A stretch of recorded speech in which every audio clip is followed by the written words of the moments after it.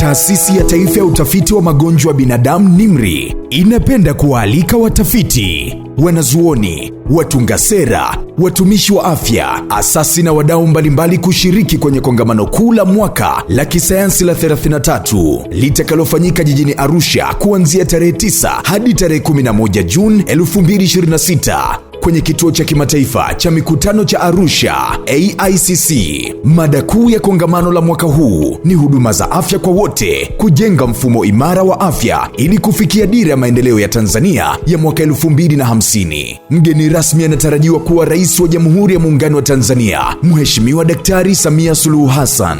Kongamano hili linatoa fursa kwa wadau ndani na nje ya Tanzania kushirikiana na kujadili tafiti zinazochangia kuboresha sera na utoaji wa huduma za afya nchini. Kujisajili, tembelea tovuti ya NIMR www.nimr.or.tz.